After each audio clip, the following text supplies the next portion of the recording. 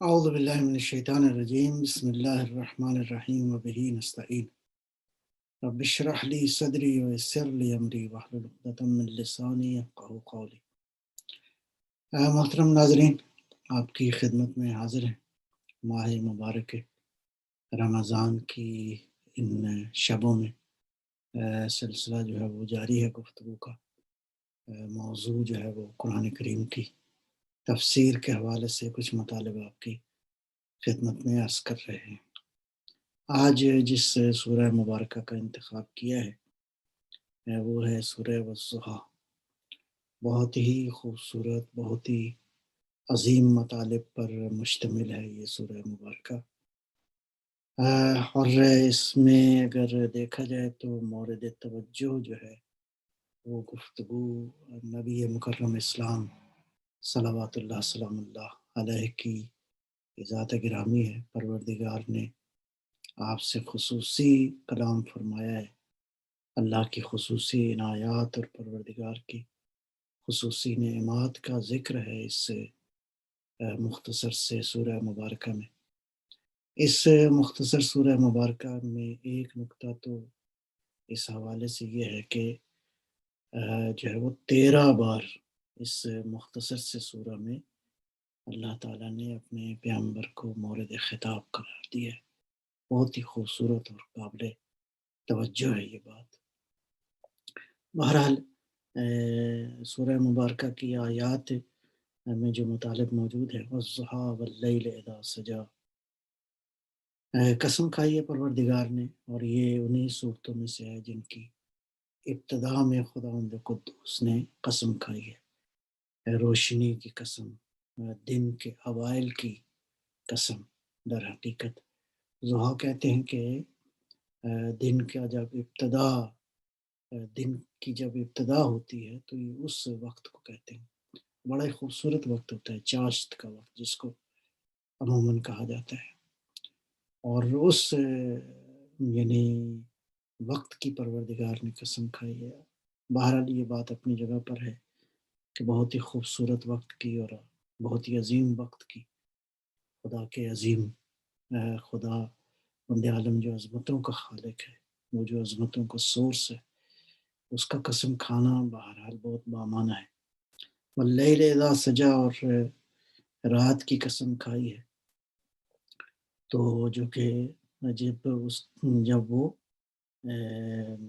رات کی قسم جب وہ اذا سجا، سجا کا معنی جو ہے وہ اس کا مفہوم یہی ہے کہ جو اپنی آغوش میں لے لیتی ہے عالم کو، یعنی واقعاً سکون اور اطمینان کا باعث ہے یہ وقت۔ تو اس اعتبار سے پروردگار نے ضحیٰ اور لیل کی قسم جو ہے وہ کھائی۔ بہرحال قسم کھانے کے بعد ارشاد فرماتا ہے ما ودعک ربک وما قلی، تیرے پروردگار نے جو ہے وہ تجھے ہرگز ترک نہیں کیا، تجھے رہا نہیں کیا، وما قلی، نہ ہی تجھ سے وہ ناراض ہوا ہے۔ اگرچہ اس آیہ مبارکہ کے حوالے سے یہ بیان کیا گیا ہے کہ ختم مرتبت صلی اللہ علیہ وآلہ وسلم جو ہیں وہ کچھ روز جو ہے وہ وحی کا سلسلہ منقطع ہو گیا، تو در نتیجہ جو ہے آپ کے مخالفین نے آپ کی سرزنش کرنا شروع کر دی کہ جو ہے وہ اللہ آپ سے راضی نہیں ہے۔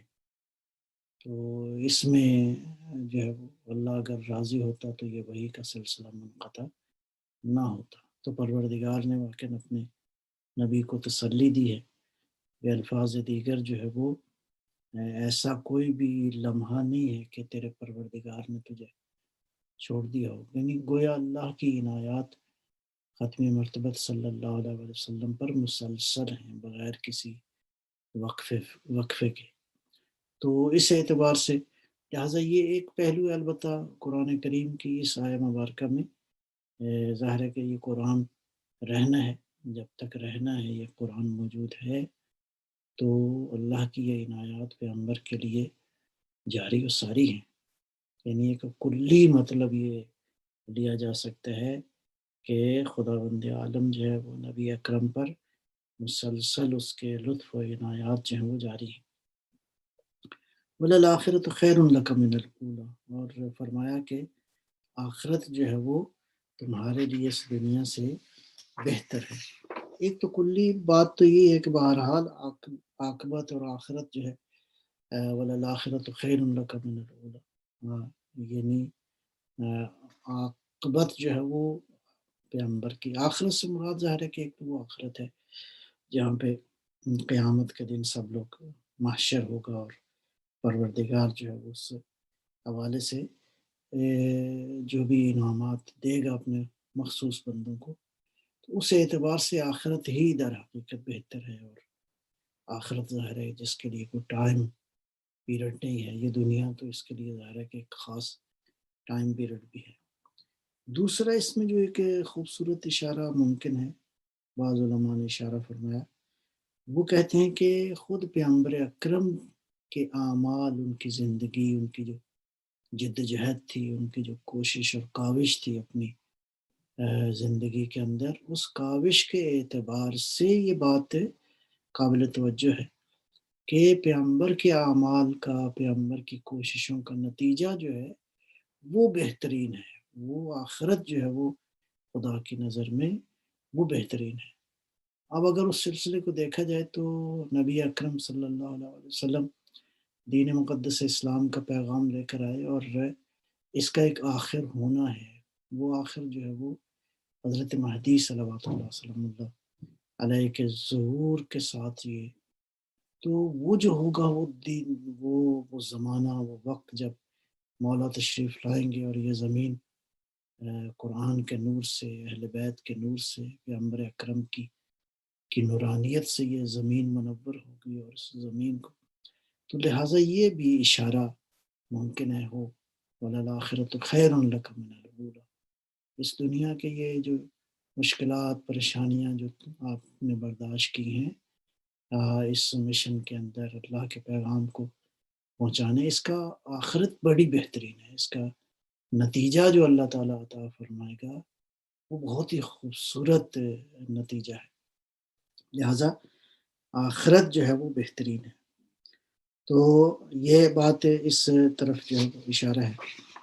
اس کے بعد وَلَسَوْفَ يُعْطِيكَ رَبُّكَ فَتَرْضَىٰ، یہ بات بڑی خوبصورت ہے کہ پروردگار تجھے اتنا عطا کرے گا کہ تو راضی ہو جائے۔ اللہ اکبر، اپنے نبی کی رضایت کا طلبکار ہے پروردگار۔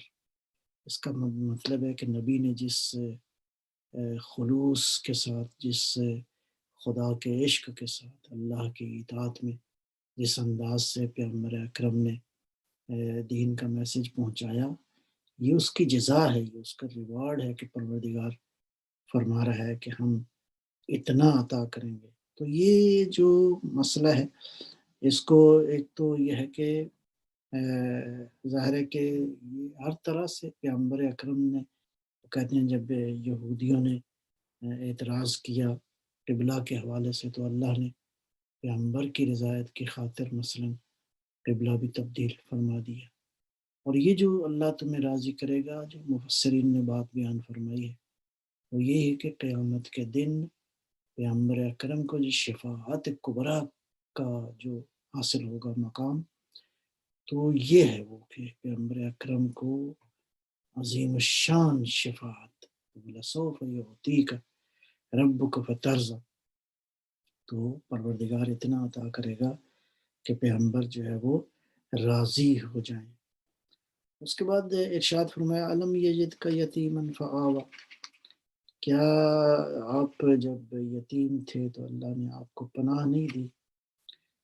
اللہ اکبر، دیکھیں یہ بات قابل توجہ ہے کہ اللہ کے جتنے برگزیدہ انسان آئے ہیں وہ امتحانات کے مختلف مرحلوں سے گزرے ہیں، اور یہ سبق بھی ظاہراً اللہ کی مشیت کے حوالے سے دنیا والوں کو ہے کہ بظاہر ایک انسان جو بظاہر اس کے پاس دنیا کے نعمتیں اس انداز سے نہیں ہیں، اتنے وسائل نہیں ہیں، غربت میں، فقر میں، یتیمی میں ایک انسان جو ہے وہ پرورش پاتا ہے اور کس طرح وہ دنیا کی پھر قیادت کرتا ہے، تو یہ اللہ جو ہے وہ راستے کھولنے والا ہے۔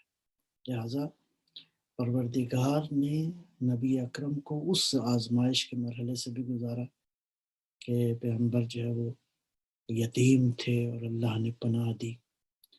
اچھا، ایک بات تو یہ ہے. دوسری بات یہ ہے کہ پناہ دینے والا کون ہے؟ اللہ ہے، یقیناً اللہ ہے، اس میں کوئی شک نہیں ہے. لیکن ظاہر ہے کہ پروردگار نے وسیلہ قرار دیا ہے. پروردگار اپنے فیض کو جاری کرنے کے لیے وسیلے خداوند عالم نے خلق فرمائے ہیں. مثلاً روشنی اور نور ہم تک پہنچانے کے لیے خداوند قدوس نے سورج کو خلق فرمایا ہے، چاند کو خلق فرمایا ہے. یہ جن چیزوں کی قسم کھاتا ہے، یہ قسمیں جو ہیں اسی سسٹم کے حوالے سے ہیں جس سسٹم کو اللہ نے اپنے فیض کو، اپنی رحمت کو انسان کے اوپر اور اپنی مخلوقات پر رحمتوں کو نازل کرنے کے لیے ان کو وسیلہ قرار دیا ہے. نتیجتاً یہ وہ چیزیں. تو اس اعتبار سے علم یجد کا یتیم فآوا، کہ آپ یتیم تھے اور ہم نے آپ کو پناہ نہیں دی. اور پناہ دینے کے لیے اللہ نے جس ہستی کا، جس انسان کا، جس عظیم المرتبت شخصیت کا انتخاب فرمایا وہ حضرت ابو طالب صلوات اللہ سلام اللہ علیہ کی ذات بابرکت. وہ ذات جو کہ پیغمبر کی عاشق تھی، وہ ذات جو پیغمبر کی معرفت رکھتی تھی. یقیناً اس میں کوئی شک نہیں ہے، 40 سال کم نہیں ہوتے کہ رسول اکرم صلی اللہ علیہ وآلہ وسلم کی کفالت کے حوالے سے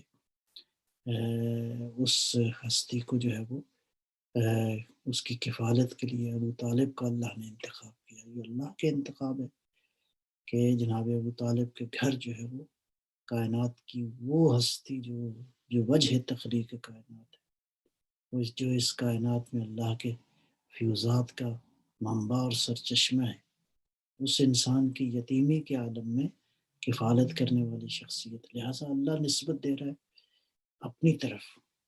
آپ یتیم تھے، یعنی اس سے حضرت ابو طالب کی عظمت بھی سمجھ میں آتی ہے، اور پیغمبر اکرم کے حوالے سے اللہ نے کس انداز سے اس عظیم انسان کی کفالت اور تربیت کا جو معاملہ، ظاہری طور پر جو معاملات ہیں، تربیت سے مراد ظاہر ہے کہ بچپن اور عام انسانی جو معاملات ہوتے ہیں، اس حوالے سے اس کا مطلب ہے ابو طالب علیہ السلام کی شخصیت کو سمجھنے کی ضرورت ہے کہ اللہ نے جس ہستی کا انتخاب کیا اس در یتیم کی کفالت کے حوالے سے.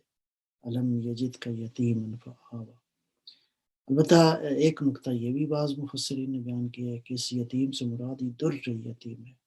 بہر دونوں باتیں جو ہیں وہ درست ہو سکتی ہیں، ممکن ہے اس آیہ مبارکہ کے حوالے سے. لہٰذا اس در یتیم کی حفاظت اور کفالت اور اس کو محفوظ، یعنی وہ جو قیمتی ترین مایا ہے کل مخلوق کے لیے، اس کو اللہ نے کس کی گود میں دیا؟ اللہ اکبر، اللہم صلی علی محمد وعلی محمد. وہ ابو طالب علیہ السلام کی مبارک گود ہے. وجدک ضالا فہدی، ظاہری ترجمہ جو معمولاً بعض نے لکھا ہے وہ یہی ہے کہ تم گمراہ تھے، اللہ نے ہدایت کی. دیکھیں یہ کلی بات تو یہ ہے کہ ظاہر ہے کہ ہدایت کا اصل سرچشمہ تو اللہ کی ذات ہے. ختمی مرتبت صلی اللہ علیہ وآلہ وسلم اگر ہادی ہیں تو یہ ہدایت بھی اللہ ہی کی جانب سے ہے. آپ کا انتخاب بھی خداوند متعال کی جانب سے ہے، اس میں کوئی شک نہیں ہے. لیکن یہاں پہ جو علماء نے، مفسرین نے اہل بیت علیہ السلام کی روایات کی روشنی میں جو بات بیان فرمائی ہے، غالن یہ وہی ہے جیسے الحکمت غالت المومن، حکمت جو ہے وہ گمشدہ ہے مومن کے لیے. اس گمشدہ کو تلاش کرنا مومن کی ذمہ داری ہے. غالن سے مراد گمشدہ یعنی ناشناختہ. آپ کی ذات جو ہے لوگوں کے لیے ناشناختہ تھی، تو اس کو پہچنوانے کے لیے فہدا، اللہ نے ہدایت کی بشریت کی، انسانوں کی، تاکہ آپ کی ذات کو پہچانے. وجدک ضالا فہدی. ظاہر ہے یہ کام اللہ ہی کے ہیں. خداوند عالم قادر ہے، متعال ہے، وہ پروردگار. ظاہر ہے کہ تمام تر کائنات کی قوتوں کا مرکز وہی ہے. وجدک ضالا فہدی، جس نے آپ کو گمشدہ، یعنی آپ کی شخصیت ناشناختہ تھی، ظاہر ہے کہ لوگ تو نہیں جانتے تھے، اللہ نے اپنے نبی کا تعارف کروایا۔ وجد کا عائلا فاغنا، اور جو ہے وہ آپ فقیر تھے، ہم فاغنا، اللہ نے آپ کو غنی کر دیا۔ جی، تو مادی اور معنوی دونوں اعتبار سے ظاہر ہے کہ انسان بحیثیت انسان تو فقیر ہے، بلکہ سراپا فقر ہے۔ تو جو کچھ عنایات ہیں وہ اللہ ہی کی جانب سے ہیں، لیکن اس کا ایک جو آیت کے ظاہر کا جو مفہوم ہے کہ ظاہر ہے پیغمبر اکرم صلوات اللہ سلام اللہ علیہ کے جو مالی حالات تھے وہ اس قابل نہیں تھے جو عام دنیا میں معیارات ہیں، تو اللہ تعالیٰ نے غنی کر دیا۔ یہاں پھر ایک اور شخصیت ہے جس کا ذکر، اس میں کوئی شک نہیں ہے کہ جس کا ذکر اس آیہ مبارکہ کے اندر ہے، اللہ نے غنی کر دیا۔ اللہ نے غنی کرنے کے لیے جو سبب قرار دیا وہ جناب خدیجہ سلام اللہ علیہ کی ذات بابرکت ہے، ایسی زوجہ جس جو جس جس کے جو عاشق تھی اپنے شوہر کی، اپنے شوہر کی، اور اس حیثیت سے کہ وہ شوہر اس کائنات میں کتنا عظیم ہے۔ پیغمبر اکرم بھی اپنی اس زوجہ کے عاشق تھے، بلکہ روایات میں یہ بات موجود ہے کہ اللہ نے خدیجہ کا عشق مجھے عطا فرمایا۔ وہ ہستی جس نے سب کچھ راہ خدا میں اپنے نبی کی راہ میں جو ہے وہ صرف کر دیا، وہ دولت جو مسلمانوں کے کام آئی، وہ دولت جو مسلمانوں کی مالی حالت اس زمانے میں کس قدر مشکلات تھیں، اسی لیے آپ کی ذات گرامی جو ہے اس کو ام الصعاليق کہا جاتا ہے، بے نواؤں کی ماں، ام المومنین ہے، مومنین کی ماں، وہ جو بے سرپرست تھے جن کا کوئی نہیں پوچھنے والا تھا، تو اس مرحلے میں جناب خدیجہ سلام اللہ علیہ کی دولت جو ہے وہ کام آئی۔ البتہ یہ جو فاغنا ہے کہ اللہ فرما رہا ہے کہ ہم نے آپ کو غنی کر دیا، یعنی شخصیت ذات پیغمبر نہیں بلکہ پیغمبر کے مشن کے حوالے سے، پیغمبر اکرم کا جو پروگرام تھا اس کو پہنچانے کے لیے اللہ فرما رہا ہے کہ ہم نے آپ کو غنی کر دیا۔ فَأَمَّا الْيَتِيمَ فَلَا تَقْهَرْ، بس یتیم کو جو ہے وہ قہر نہ کرو، غصہ نہ کرو۔ وَأَمَّا السَّائِلَ فَلَا تَنْهَرْ، اور اسی طرح سائل جو ہے اس کو اپنے سے ہٹاؤ نہیں۔ وَأَمَّا بِنِعْمَةِ رَبِّكَ فَحَدِّثْ، بس اللہ کی نعمتوں کا جو ہے وہ اس کا ذکر کرتے رہو۔ یہاں بہت سارے مطالب اور ہیں لیکن وقت کے دامن میں بھی اتنی گنجائش نہیں، تو مختصراً یہی عرض کروں گا۔ ایک کلی اصول پروردگار نے فرمایا ہے کہ یتیم پروری جو ہے وہ بہت ضروری ہے۔